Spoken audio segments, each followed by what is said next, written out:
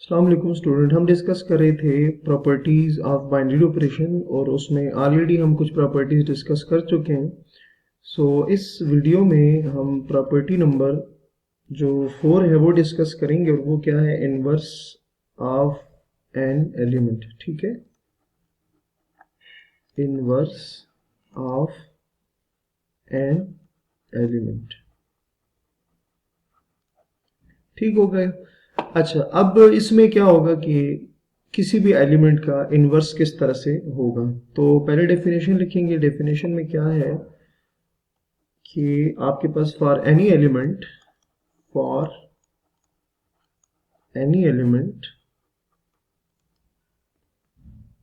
A belongs to non-empty set S if there exists an element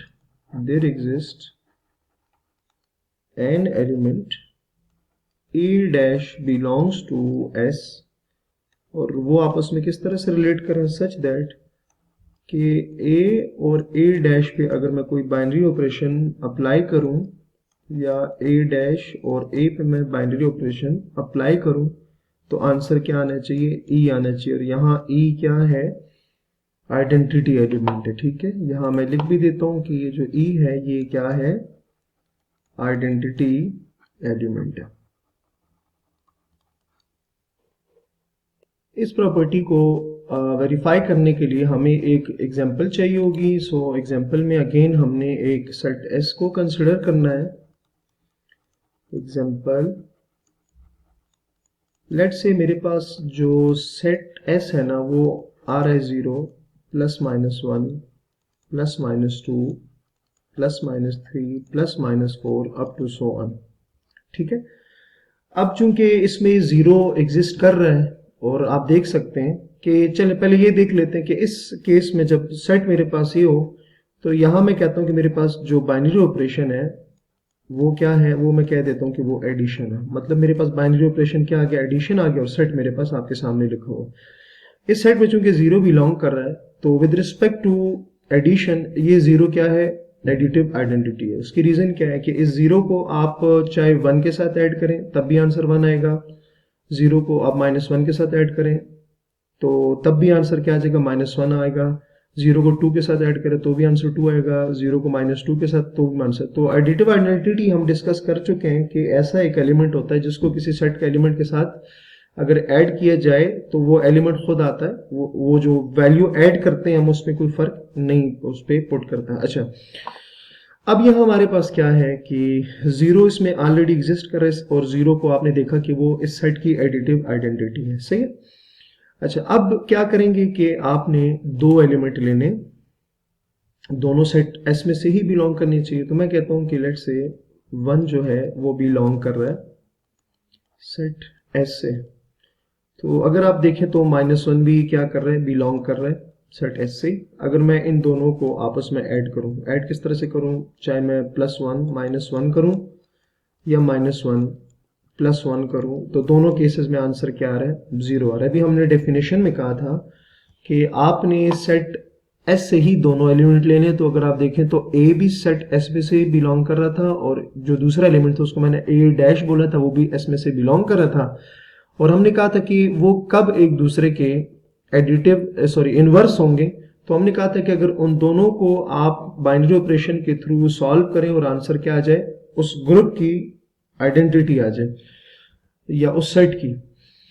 तो यहां अगर आप देखें ना तो यहां सेट है मेरे पास S और बाइनरी ऑपरेशन है एडिशन। मैंने कोई दो एलिमेंट पिक किए। लेट्स से आप इसको ऐसे समझें कि ये जो पहला 1 है ये आपके पास क्या है, ये A है, मैं इसके ऊपर लिख देता हूं, और ये जो एलिमेंट है ये A डैश है, और ये जो 0 है ये आपके पास क्या है, E है। तो बात वही होगी ना कि आप A को A डैश के साथ प्लस कर रहे हैं और A डैश को A के साथ प्लस करें तो दोनों केसेस में आंसर क्या आ रहा है, E आ रहा है। तो इसका मतलब क्या हुआ कि ये जो A और A डैश है ये दोनों एक दूसरे के क्या है, एडिटिव इनवर्सेस हैं।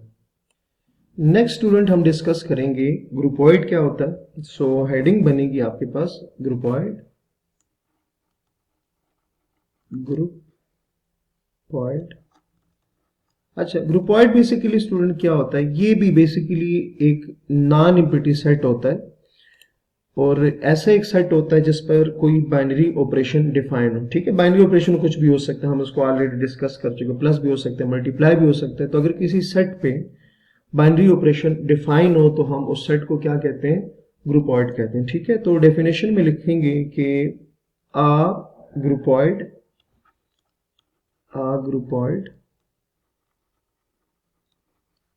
is a non-empty set, is a non-empty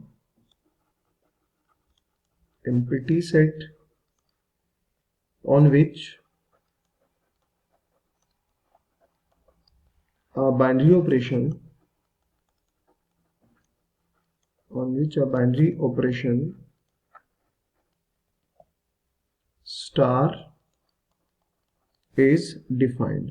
ठीक है, सो क्या हमने कहा कि ग्रुपॉइड बेसिकली एक नॉन एम्प्टी सेट होता है, लेकिन इसमें क्या एक खसूसियत होती है कि उस सेट के ऊपर एक बाइनरी ऑपरेशन क्या होगा, डिफाइन होगा। किस तरह से, एग्जांपल देख लेते हैं कि लेट से मेरे पास एक सेट है,